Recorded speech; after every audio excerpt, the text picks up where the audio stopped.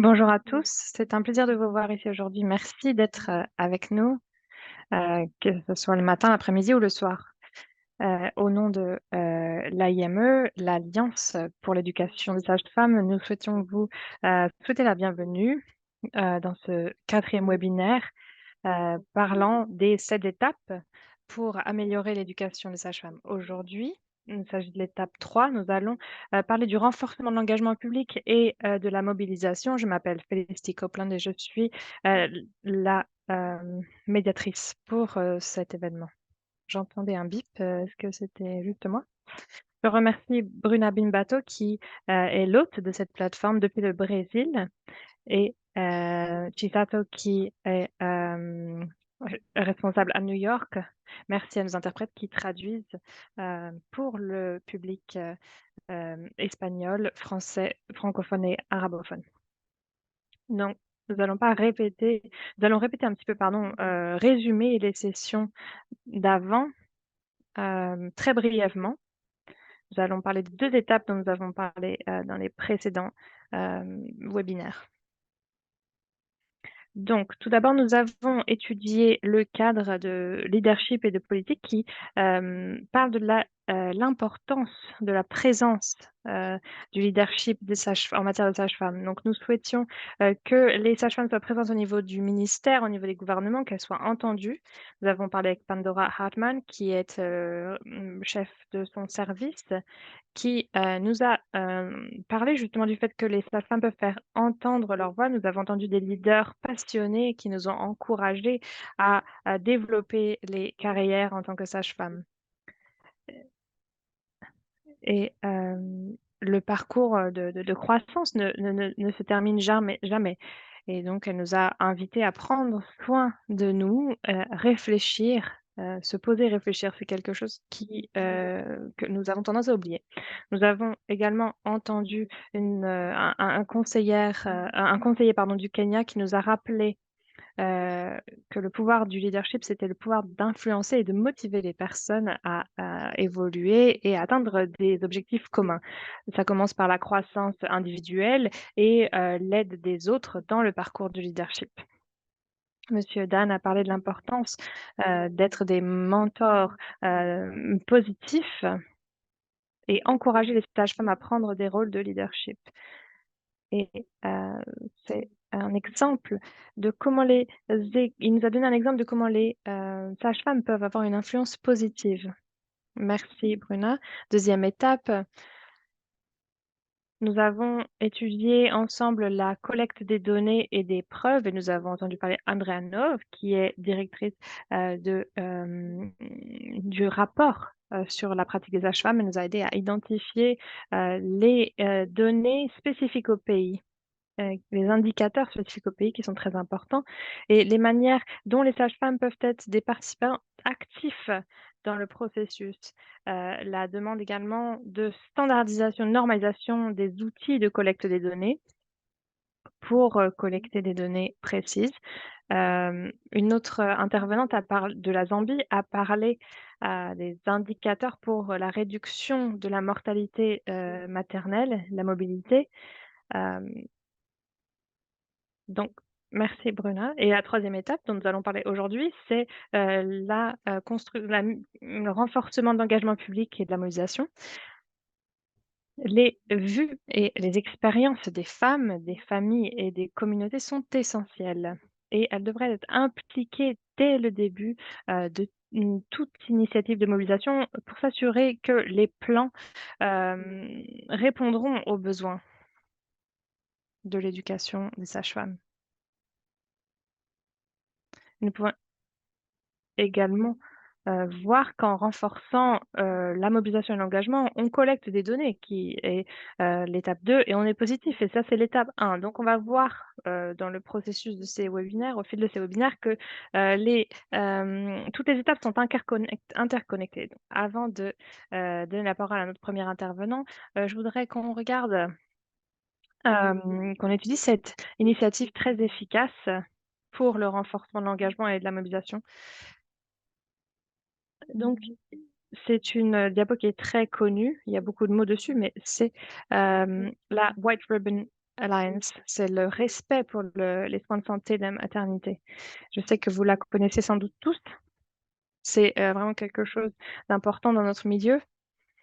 Il y a le respect, la, confidentialité, dignité, égalité et l'alliance, du ruban blanc, défend justement le soin de santé de la maternité et cela montre que les messages clairs peuvent devenir un espace commun qui guide l'approche, des de la pratique des sages-femmes. Donc cette stratégie est très simple. Il s'agissait d'écouter, de demander ce que les femmes voulaient, écouter les réponses et agir ensuite. Et galvaniser les autres également et les inviter à agir et c'est la manière dont la mobilisation est devenue si, populaire et si, connue et nous savons, heu, que, les parties prenantes, sont là pour, mettre en place les ressources et améliorer l'éducation. Nous souhaitons qu'il y ait des financements, des ressources pour améliorer l'éducation des, sages-femmes. Mais la mobilisation ne doit pas être à grande échelle. Heu je suis sûre que vous vous demandez comment est-ce qu'on peut passer à une, grande échelle? Les sages-femmes s'engagent dans des stratégies de mobilisation tous les jours dans leur service. Dès que vous, prenez soin d'une femme lors de son accouchement, sa grossesse, vous mobilisez pour ses droits, de reproduction, de santé et reproductive, pardon. Vous, défendez ses droits, ces choix, tous les jours, vous êtes mobilisés pour vos étudiants, pour les expériences, de nombre de personnes. Vous, heu faites en sorte qu'il y ait un environnement de travail, propre et sûr, hem, donc vous avez les ressources les plus à jour et ça, c'est, la mobilisation, la défense. Je vais bientôt arrêter de parler, mais ce que je voulais, vous inviter à, envisager, c'est, nous écrire dans la fenêtre de discussion tout ce que vous pouvez utiliser dans votre rôle, dans votre, le cadre de votre travail pour mobiliser. Nous voulons partager cela, hein. Donc, hésitez pas à écrire dans la fenêtre de discussion. Hem, Si c'est, dans une autre, langue, n'hésitez pas à l'écrire dans votre langue parce que les interprètes traduiront pour vous.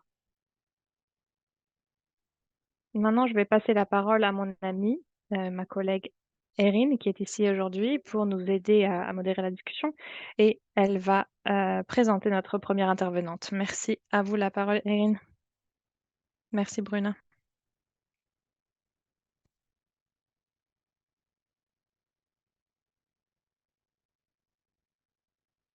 Bonjour, bonsoir à tous. Merci d'être ici. Merci de m'avoir invitée, félicité à parler avec ma très bonne amie Farida, qui est, la directrice de la mobilisation à l'ICM.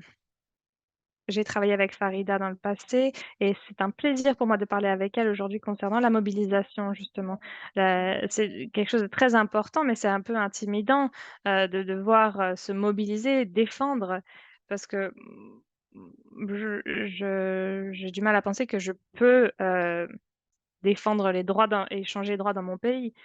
Hem, je vois, que les personnes dans la fin de discussion écrivent pardon, comment elles se mobilisent, hem pour, qu'il y ait des meilleurs, régimes alimentaires et cetera. Mais je voudrais vous demander tout d'abord, comment est-ce que vous, définissez cette défense, cette mobilisation? Est-ce que vous pourriez nous donner des exemples sur la manière dont les sages-femmes pourraient le faire? Merci, bonjour à tous, bonsoir à tous, de l'Ouganda. Heu, je suis très heureuse d'être ici avec vous pour partager mon expérience et vous, expliquer comment on peut, se mobiliser. Mais déjà, on va définir cela. Ça veut dire différentes choses pour différentes personnes, mais il y a des thèmes communs et la plupart des définitions incorporent 2 de ces 3 éléments. Un message, le message, le public et le, canal. Qu'est-ce que vous, voulez? De qui avez-vous besoin, le public? Et pourquoi et qu'est-ce qu'il faut faire? Ça, c'est les canaux, les stratégies, les tactiques. Donc brièvement, c'est dire raconter quelque chose à quelqu'un qui prend les décisions afin que cette personne puisse vous aider à résoudre votre problème et ça veut dire, l'opinion publique, les politiques, pour faire face à des questions spécifiques et apporter des améliorations et ça, c'est les défenseurs qui ont le pouvoir d'exercer ces changements et avoir un impact sur des questions importantes pour nous. Donc, hem, la défense, la mobilisation, elle peut se faire même sans qu'on en ait conscience, de plusieurs manières. Et non seulement, ça nous bénéficie à nous, mais ça permet d'améliorer la qualité des soins de santé fournis par les sages-femmes. Donc vous pourriez, hem, défendre le développement, professionnel, par exemple, pour améliorer vos connaissances, l'accès aux ateliers, aux conférences, aux programmes de formation qui peuvent aider à rester à jour sur les pratiques, et les, développements et hem vous pouvez également, contribuer à votre propre croissance professionnelle, évolution professionnelle, votre expérience avec les étudiants, les rôles de leadership, hem et cela vous permet d'influencer les décisions, les positions, les rôles, dans l'éducation des sages-femmes. Donc on peut également, soutenir, l'équilibre entre l'enseignement et les étudiants, les perspectives.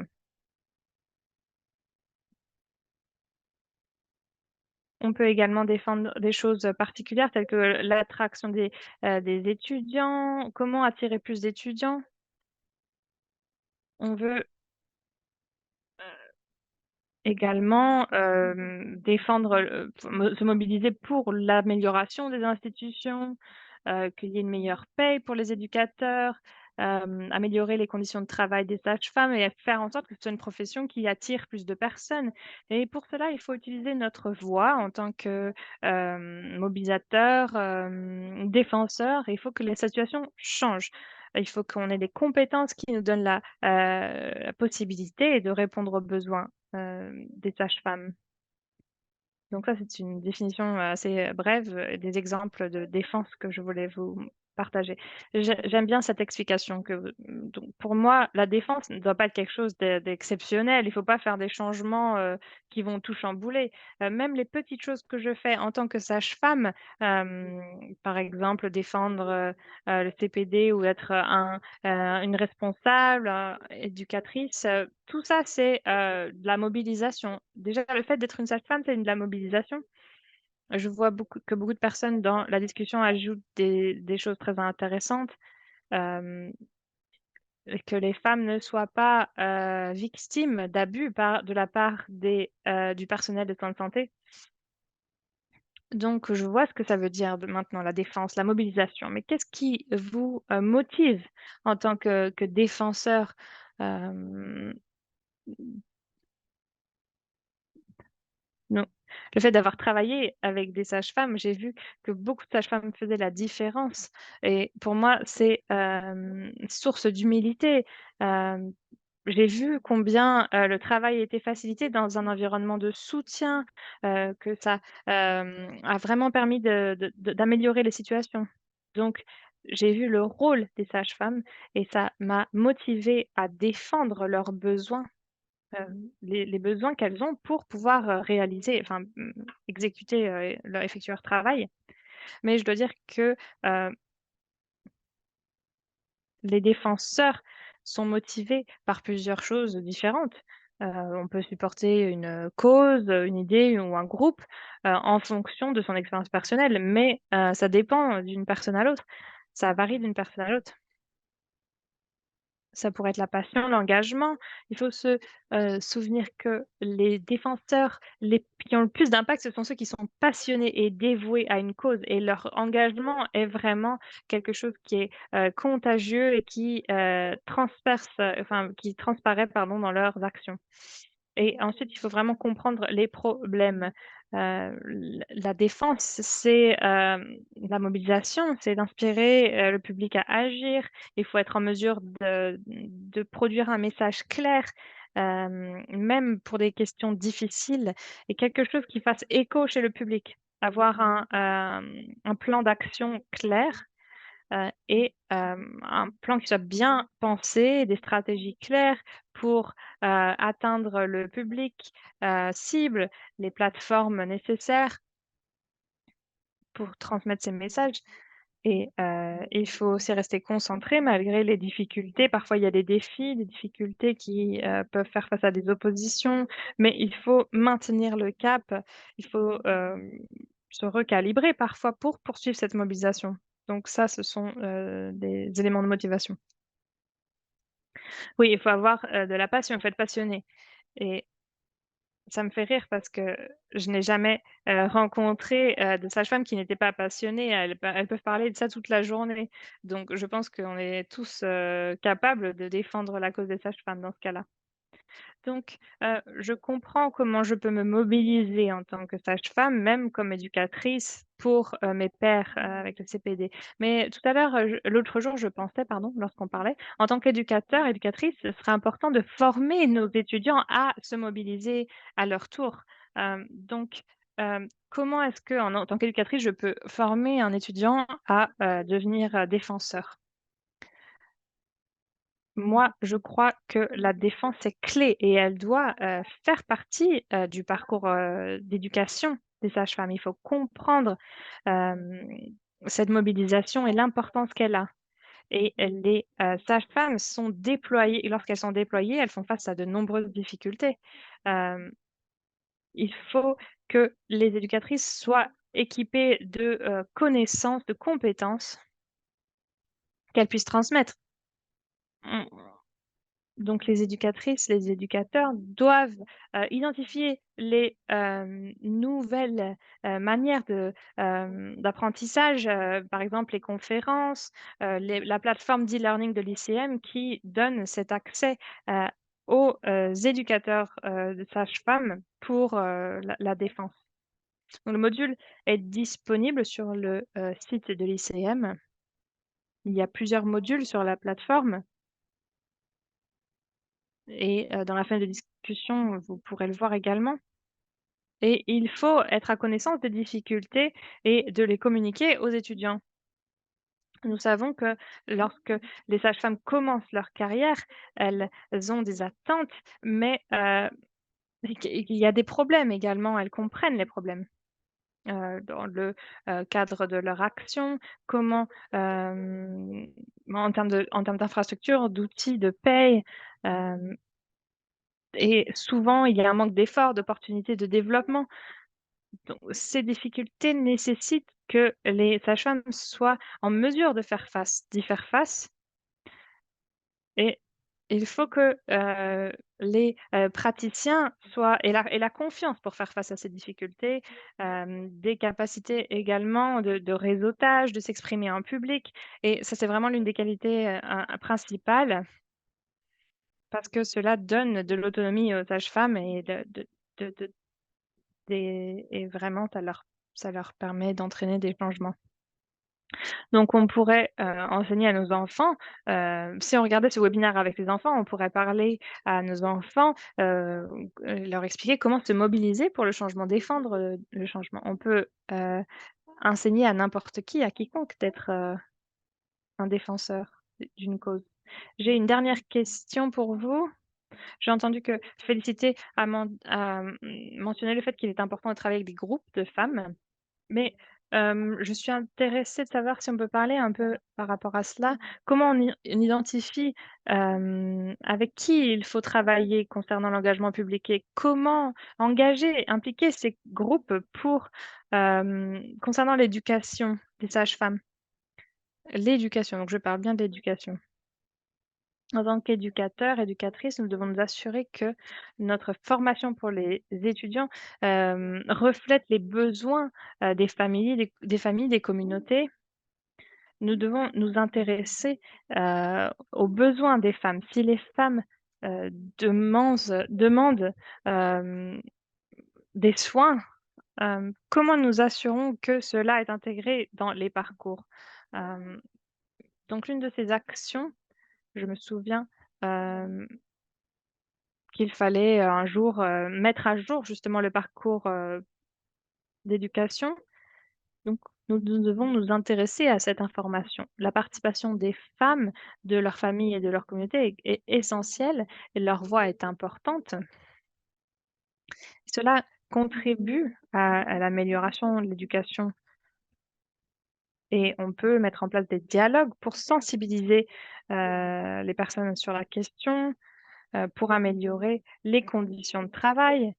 Les femmes, heu, font remonter des histoires et entraînent les changements. Parfois, j'entends des histoires, hem et ces histoires, heu, de personnes qui sont touchées par les problèmes, hem et qui les expriment les complications. Les femmes montrent les besoins des sages-femmes et sont les premières bénéficiaires, de cette mobilisation.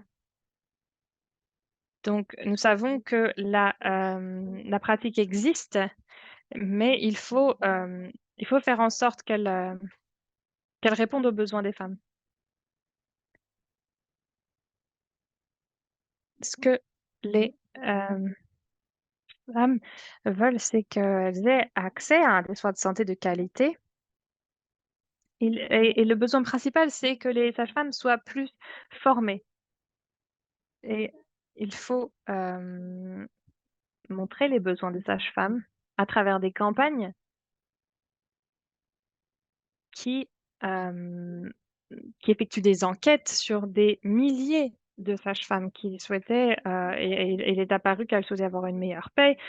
Donc voilà, il est important de mettre en relation les organisations qui utilisent l'information pour, améliorer les formations, faire en sorte que cela reflète les besoins des femmes et de leur communauté.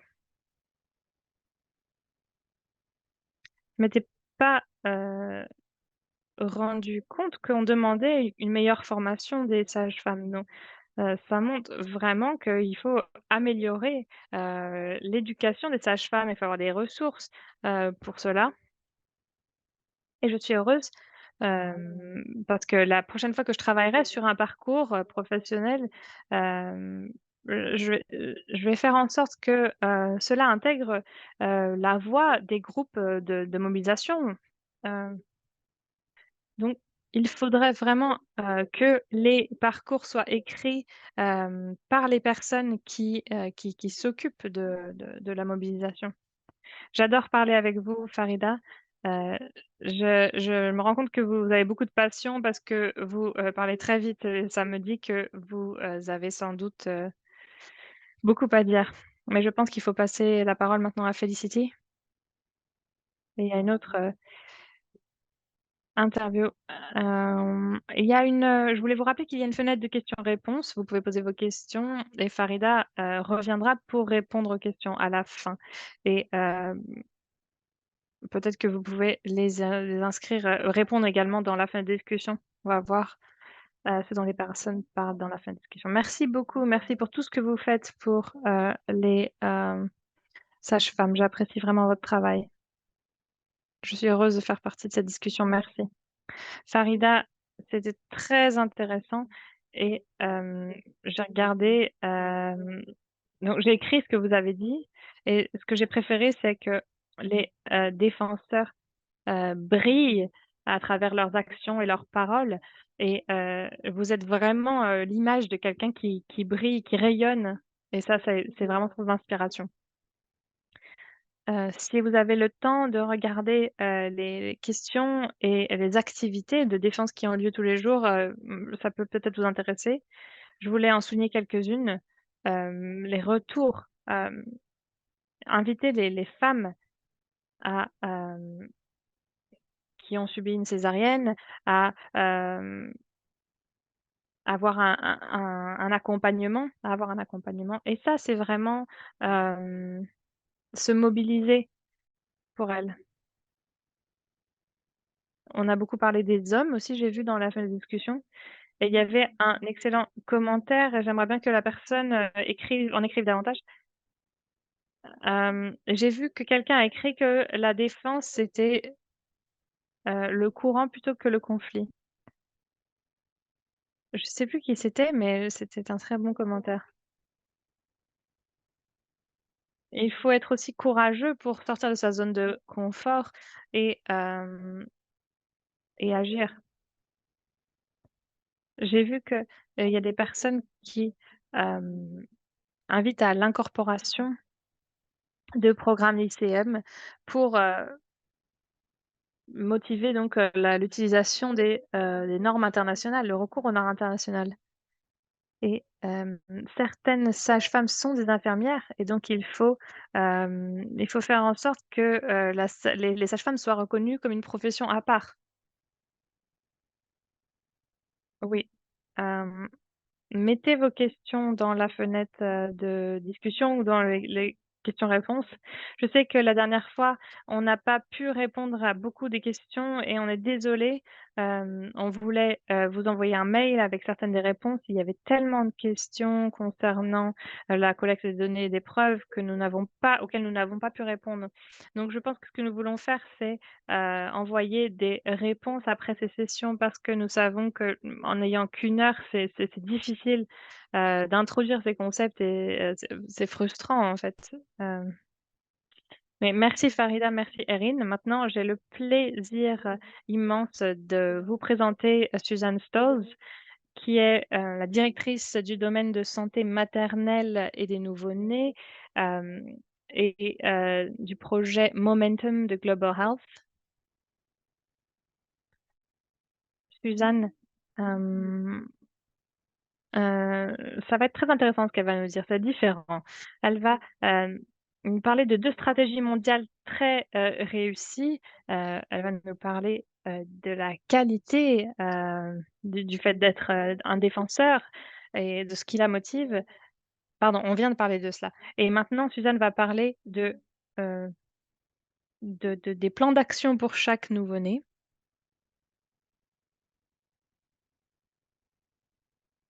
Je crois que ça commence avec un E. Hem, mettre fin mettre fin aux, morts maternelles qu'on aurait pu éviter. Désolée, j'arrivais pas à trouver l'expression. Je crois qu'il y a des slides que vous vouliez partager et nous allons avoir une excellente discussion, et ensuite il y aura des questions pour Suzanne. À vous la parole Suzanne. Merci. Merci. Bienvenue à tous. Bonjour, bonsoir, en fonction de là où vous êtes. Merci infiniment d'être ici aujourd'hui. J'ai été, frappée, lorsque Farida parlait, de la mobilisation.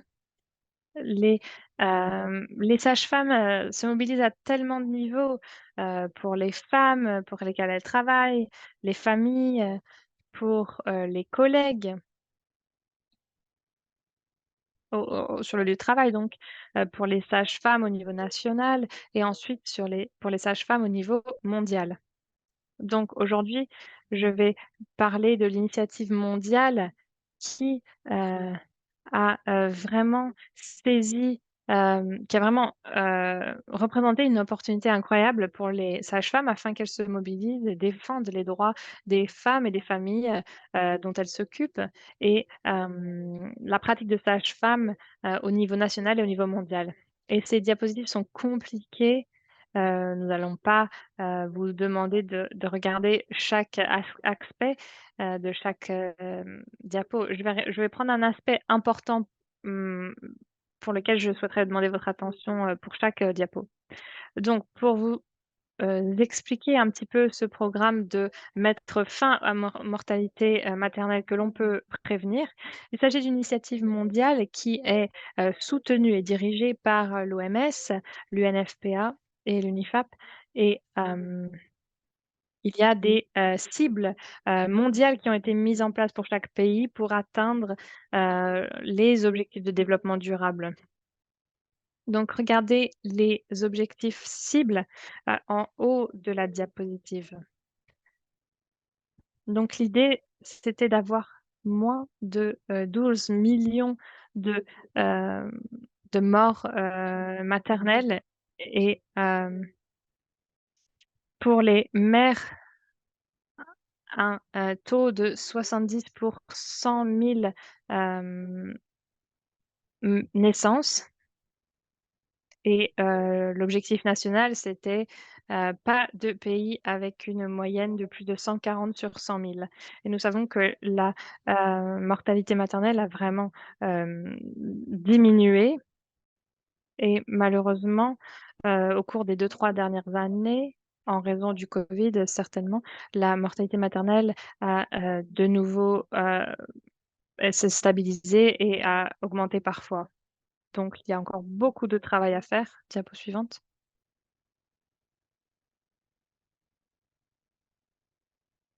Donc sur la diapo suivante, la seule partie à que vous devez regarder, c'est, hem, ce que nous avons fait. En fait, notre objectif est d'atteindre, ce taux de mortalité maternelle très faible, heu, voire zéro. Nous avons des objectifs qui sont, communs, entre les différents, projets.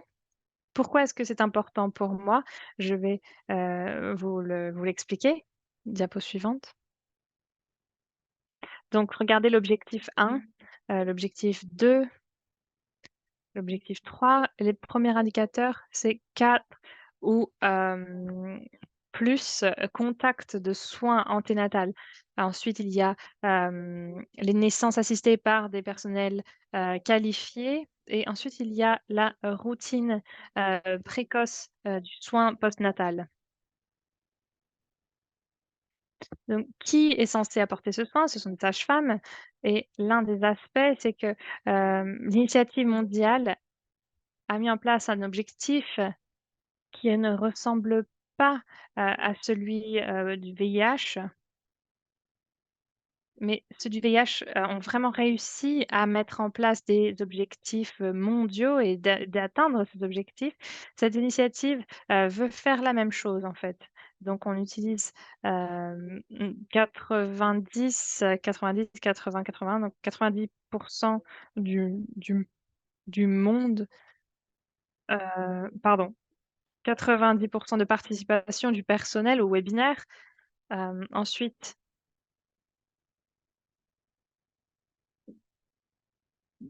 et ensuite donc, on essaye d'atteindre des objectifs de participation de personnel qualifié et dans ces objectifs, il y a, des étapes qui ont été clés. Tout d'abord, définir et comprendre si on avance, si on fait des progrès. Donc vous allez voir ici, encore une fois, je sais que la question c'est, qu'est-ce que ça a à voir avec les sages-femmes? Bon, ça va être très évident, vous allez voir. Donc voici les éléments essentiels. Donc dans les objectifs, d'atteindre, justement la participation de personnel, compétent, les visites postnatales, prénatales. Voici les voies pour atteindre ces objectifs et il y a beaucoup d'éléments, importants. Je vais souligner, la qualité du soin et la main-d'œuvre, le personnel de santé. Donc ça, c'est un exemple, d'un élément essentiel, c'est-à-dire, la main-d'œuvre dans les soins de santé. C'est une stratégie, pour, les ressources et ça inclut la validation des institutions, hem, qui est très importante. Des compétences clés et qui soient définies et mesurées, qui sont très pertinentes dans le milieu des sages-femmes. Un plan de développement de la main-d'œuvre global qui est très important également. Encore une fois, hem, pour le soin que nous fournissions, il faut qu'il y ait une distribution, équitable des, prestataires de soins de santé. Et il y a une distribution très inégale du personnel, et encore une fois, c'est, quelque chose qui peut être atteint dans le milieu des sages-femmes, des stratégies, qui améliorent la motivation et la rétention du personnel à travers des programmes. Donc en mai 2023, il y a eu une conférence à Cape Town appelée la conférence de la santé des nouveau-nés, la santé maternelle internationale et j'espère qu'il y en a certains d'entre vous qui ont pu y participer et le fait de mettre ces pays à l'écran, c'était parce que si vous venez de ces pays, sont en train de développer ce qu'on appelle les plans d'accélération des pays et ces programmes sont, ceux qui sont créés pour aider à atteindre ces objectifs, hem, dans le cadre des programmes que j'ai mentionnés et d'atteindre les chiffres cibles. Donc c'est une excellente opportunité pour les sages-femmes au niveau des pays de défendre, de se mobiliser pour la pratique des sages-femmes et la, main-d'œuvre qui, peut Mmh atteindre, une qualité essentielle des soins. Je vais vous partager quelques exemples de pays qui ont, écrit des programmes d'accélération où les sages-femmes, ont participé et un très bon exemple de comment, les, sages-femmes au sein des ministères, des associations professionnelles, hem, qui ont, mis en place des groupes de travail, hem et voir comment elles peuvent participer à ce processus et s'assurer qu'elles soient essentielles et vues comme, un élément essentiel, pour atteindre les objectifs nationaux et mondiaux.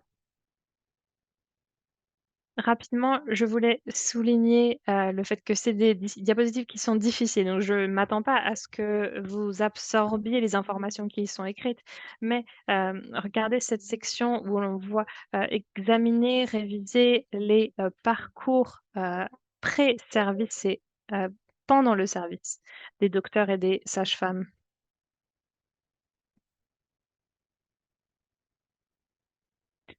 Donc regardez vers le bas.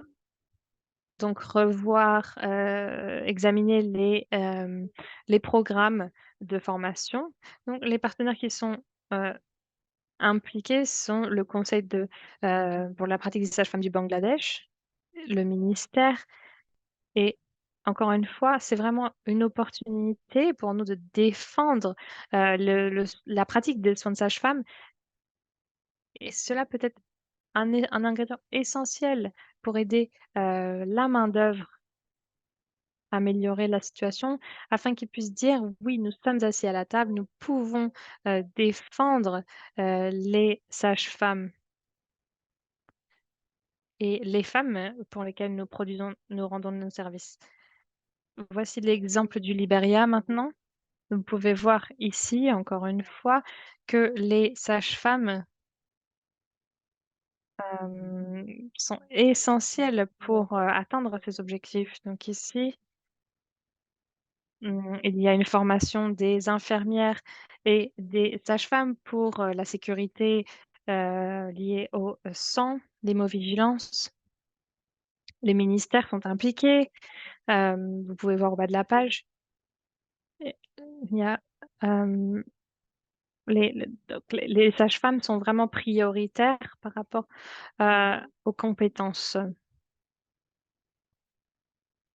Donc ce sont des exemples qui illustrent que nous avons la possibilité dans ces pays, avec les programmes d'accélération pour défendre la pratique des sages-femmes comme composante essentielle d'un soin de qualité pour les femmes et les nouveau-nés. Je vais m'arrêter ici et je suis heureuse de répondre à des questions s'il y en a. Si vous avez des questions pour moi, merci. Suzanne, merci beaucoup. C'est vraiment, un travail très important que vous avez fait, d'écrire ces stratégies, ces statistiques. Je me demandais, Suzanne, je suis très intéressée par les, objectifs, les 5 objectifs. Est-ce que vous pourriez les remettre la diapo, Bruna? J'ai bien aimé parce que ça a parlé, des, objectifs mondiaux, nationaux, sous-nationaux. Voilà, il y a mondial, national et sous-national. Hem, est-ce que vous pourriez en parler un peu, davantage? Est-ce que c'est un exemple de je pense à aux éducateurs des sages-femmes, comment ils peuvent se mobiliser et défendre la pratique. Hem, le fait d'avoir un objectif sous-national, faut comprendre, comment cela, fonctionne et ça peut être une bonne manière de comprendre, heu, la démographie, des soins de santé et les objectifs à atteindre en fonction, de l'échelle et ensuite intégrer cela dans les parcours de formation en fonction des besoins. Je ne sais pas si ça a du sens, ce que j'ai dit ou est-ce que vous voulez nous expliquer un petit peu davantage? Oui, ce qui est important ici, lorsqu'on regarde l'échelle mondiale, nationale et sous-nationale, c'est comprendre, ce qu'il y a derrière afin d'atteindre ces objectifs et ce que cela dit, c'est qu'il s'agit de, d'objectifs de couverture. Ça ne reflète pas forcément la réalité. Hem, les soins qui sont fournis avec ces objectifs doivent être des soins de qualité. Donc pour commencer, en tant qu'éducateur, hem, de sage-femme, nous devons regarder, ce que nous pouvons faire pour, avoir la meilleure éducation possible étant donné, les compétences, mondiales que nous avons, pu développer grâce à l'ICM et je pense que l'autre aspect, c'est comment atteindre ces objectifs avec une main-d'œuvre compétente. Le deuxième aspect qui est important, qu'il f à considérer, c'est qu'afin de couvrir autant de territoires, il faut avoir une main-d'œuvre adéquate et pour avoir une main-d'œuvre adéquate, il faut défendre, cette éducation, les centres, éducatifs avec assez de facultés, d'étudiants pour qu'il puisse y avoir, la main-d'œuvre compétente dont nous avons besoin. Donc on peut voir, cela du point de vue de la main-d'œuvre et du point de vue de la qualité des soins. Oui, ça nous en dit plus sur la numéro 6, la main-d'œuvre qui est cruciale, vous l'avez mentionné tout à l'heure, parce que, hem donc ça nous renvoie au leadership, prendre soin les uns des autres et nous encourager les uns les autres. On voit comment tout cela est interconnecté et ce à quoi je pense souvent, c'est, hem, parfois mes enfants me disent, «Quand est-ce que tu vas arrêter de travailler maman et prendre soin de nous?» et je leur dis toujours, quand je sais que mes sœurs sages-femmes dans le monde ne sont pas dans une situation Heu où elles savent qu'il y a, hem, 1 sage-femme pour 10 femmes, qui vont accoucher et il y a des complications. Donc ça, c'est vraiment c'est pas équitable, pour les sages-femmes ou ce n'est pas juste pour les femmes et les familles que nous servons. Donc il faut qu'il y ait une main-d'œuvre adéquate qui soit en mesure de fournir les soins de qualité, que les sages-femmes peuvent fournir, et que les femmes, méritent d'avoir, en fait. Donc en tant qu'éducateur de sage-femme, il y a une composante très importante en termes de mobilisation et de défense des droits auprès du ministère de l'Éducation, des Finances pour, obtenir les ressources suffisantes afin de pouvoir avoir assez d'écoles, de facultés et assez d'étudiants. C'est ce que nous faisons chaque jour et parfois ça peut paraître un peu mondain, mais je veux souligner l'importance de, hem, du fait d'être en mesure, hem de continuer à dire que nous avons besoin d'assez de sages-femmes au niveau national et sous-national. Nous devons être, précis, dans nos demandes. Ça, c'est l'autre aspect de la défense et de la mobilisation. Farida a mentionné la demande et lorsqu'on a la demande, il faut être on fait des demandes, il faut être précis. Il faut avoir nous avons besoin, par exemple, de tant d'écoles, de tant d'étudiants et cela, nécessiter, tant de ressources. Je pense que ça, c'est l'un des aspects clés, c'est d'être précis dans nos demandes et d'avoir assez de données également. Il faut avoir des données pour, savoir sur ce que nous défendons. Il y a encore plusieurs questions, juste pour vous rappeler, il y a beaucoup de personnes qui nous demandent des diapos. Est-ce qu'on peut, partager vos, slides, vos diapos, Suzanne?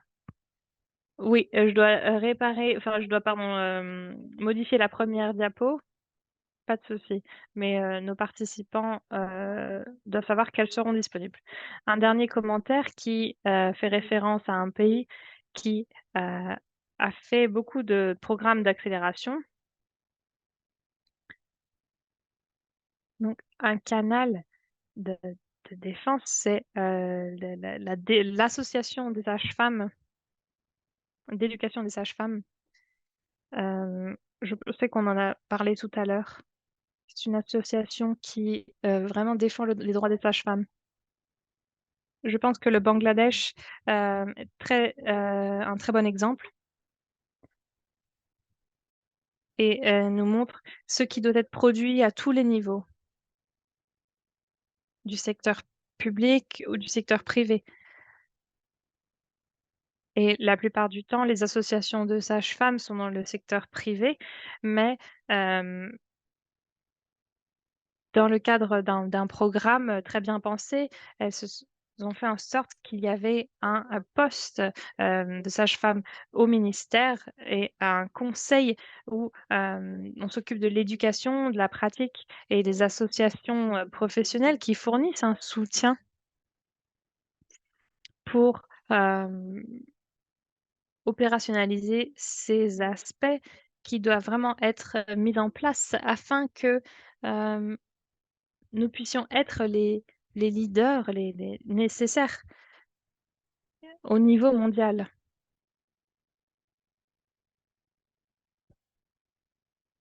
Donc, moi, j'ai vu beaucoup d'étudiants, sages-femmes dans ma carrière et je leur dis toujours: «Si vous devenez sage-femme, par définition, vous allez, entrer dans la sphère politique» et il faut comprendre cela afin que les femmes, hem reçoivent le soin dont elles ont besoin et le respect, la dignité, qu'elles méritent, c'est que chaque femme doit mérite, pardon et nous il faut pouvoir défendre leurs droits à tous les niveaux.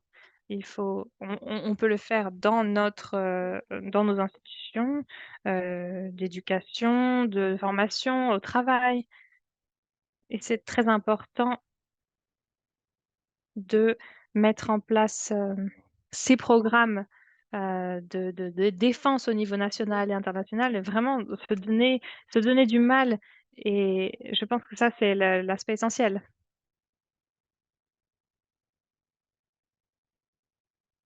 Si on n'est pas autour de la table, on va sans doute être, dans le menu. On n'a pas envie de faire partie du menu, on veut être autour de la table et ça, c'est un élément essentiel. Il faut accélérer nos actions et sortir de notre zone de confort. Il faut parler même si on a la voix qui tremble. C'est très important de s'exprimer. C'est intimidant parfois et ça peut être bizarre parfois de s'exprimer, mais plus on le fait et plus on s'améliore, et plus on peut devenir un défenseur de notre cause. Merci, c'est super de finir comme ça.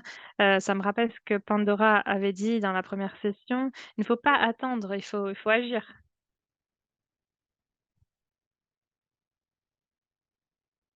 Donc c'est très intéressant, l'exemple du Bangladesh, hem, est très éclairant, concernant l'approche. Donc c'est un excellent exemple pour d'autres pays, pour que d'autres pays le suivent.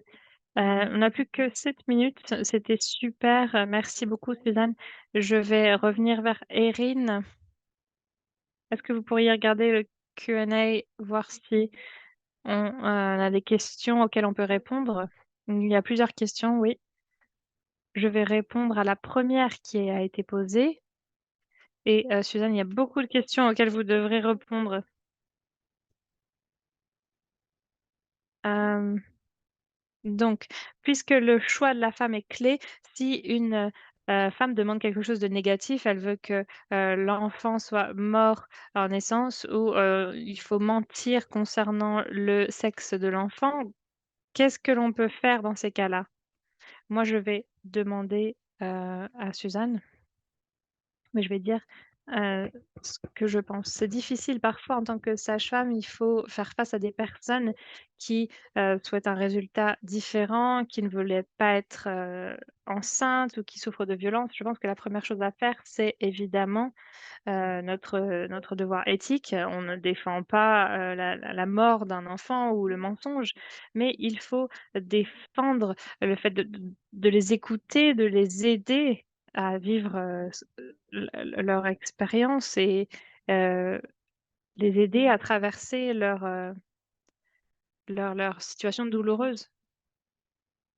Oui, je pense que Erin, vos mots sont forts et efficaces en termes de situation interpersonnelle. Et moi, je me demande toujours, bon, comment est-ce que cette femme, en est arrivée là, à ressentir cela? Vous avez parlé de quelque chose qui était très, un sujet très intéressant pour moi.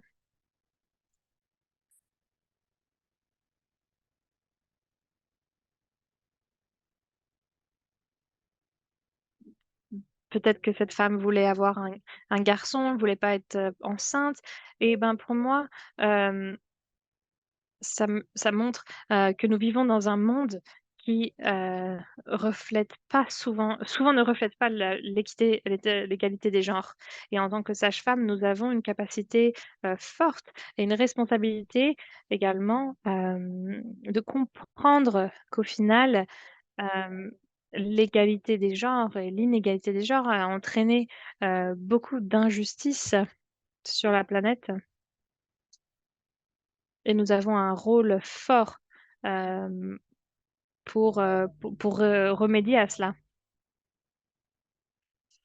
Il y a beaucoup de choses décourageantes, et l'inégalité des genres a vraiment été, présente depuis des millénaires et donc moi je garde l'espoir parce que, je parle vraiment de la goutte d'eau qui peut avoir, une importance et même si c'est qu'une goutte d'eau à la fois, hem, un jour, à force de remplir ce seau par des gouttes d'eau et ben, le seau finira, par être plein et c'était différent, pour nos grands-mères, nos arrière-grand-mères, donc les choses changent.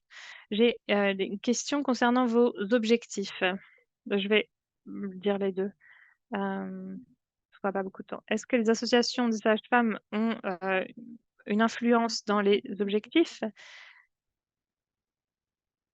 Les, objectifs concernent tous la mortalité, la morbidité des enfants et des mères, mais est-ce qu'il pourrait y avoir une approche de bien-être? Pourquoi ne pas repenser cela en termes positifs? La qualité de vie, de la qualité des soins, les âges, les groupes d'âge, heu je souligne cette question parce que, ça pourrait être plus motivant pour, les sages-femmes peut-être de se baser sur cette approche. Est-ce que vous pourriez nous dire ce que vous pensez? Je pense que c'est une super question, merci pour cette question et tout d'abord, concernant l'objectif, les objectifs ont été mis en place vraiment, sur la base de consultations avec, entre eux pardon, l'OMS, l'UNFPA et l'UNIFA. Je pense que le pourcentage qui a été établi était raisonnable, devait être raisonnable à atteindre. Hem, donc là où on peut avoir une influence considérable et ça répond à la deuxième question que vous aviez, c'est dans ces objectifs, à atteindre, en dessous de ces, objectifs, pardon, c'est un peu difficile pour moi de comprendre.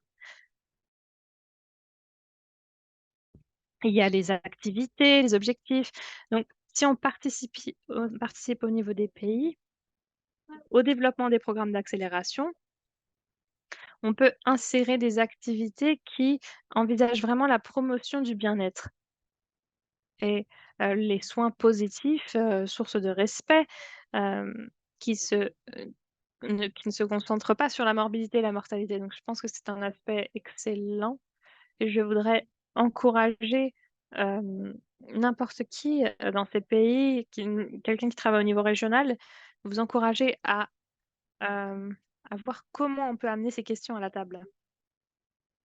Et si les personnes veulent faire partie de ce programme, est-ce que c'est trop tard? Il y a quelqu'un qui demande ça du Cameroun, qui veut participer au programme. Oui, du point de vue national, moi, ce que je ferais, c'est, être, en contact avec les associations professionnelles. Je suis sûre que beaucoup d'entre vous, hem, ont des, connexions avec les ministères de santé, le groupe de travail technique.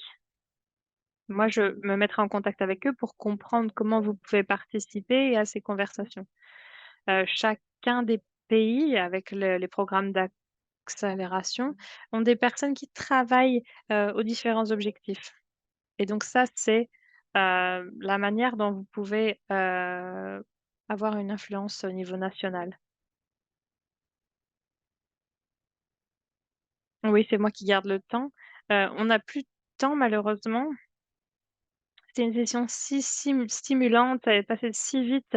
Merci Erin d'être venue, aujourd'hui. Je ne sais pas comment j'aurais fait sans vous. Merci à Farida, à Suzanne et vraiment les 3 derniers points, hem, il faut demander, écouter et agir, sur ce que nous avons entendu et inviter les autres à agir également.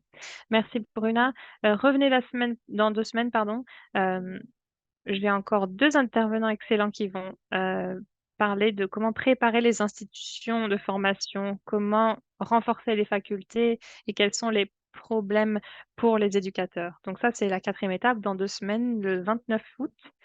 Heu, bon courage, pardon, bonne journée à vous tous. Nous vous enverrons tout ce que vous nous avez demandé. Je pense que vous avez demandé les diapos, nous vous enverrons les enregistrements, les ressources et nous essaierons de répondre aux questions d'il y a 2 semaines. Donc je vous, demande de prendre soin de vous et de prendre soin les uns des autres. Merci d'avoir participé. Merci Bruna.